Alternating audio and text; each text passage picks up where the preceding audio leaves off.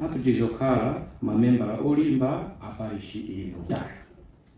Amakhala ku St. Montfort Parish. Tathokoza kuti nonse mwasiya ntchito zanu mwabwera kuno.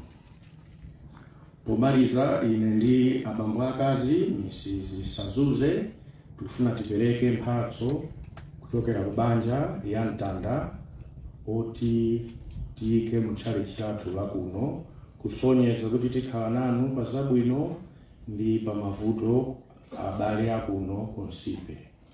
Mulungu akudaliseni nonse, zikomo kwambiri. Mwasiro tukumpambuye itawatirana chifukwa tabwere patsikulopa utsalandira mphatso imeneyi ayankhulira ndi mphatso ya Mtanda imene kuda ku Nsipe Parish. Motero pamene ambuye tidatera chifukwa tuda patsikulopa tusabambo mfumu wa parish ni bambo Francis Malenga kuti akhale kumwepo.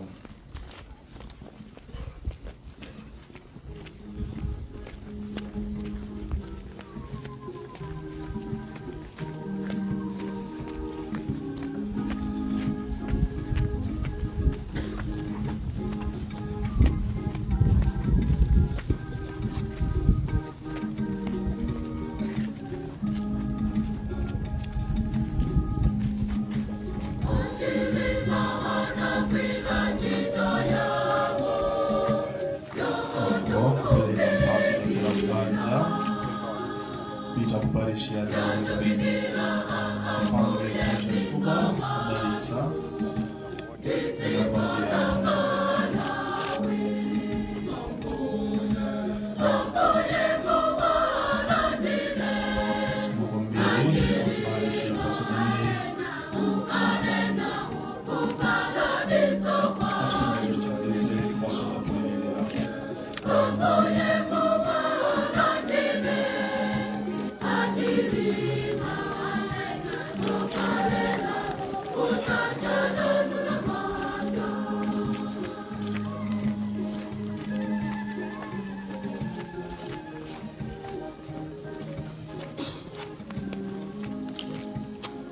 tikupitiriza ndizoyankhula motero tapemphe inkosi yamakosi Roman 5 kuti nawonso atiyankhule.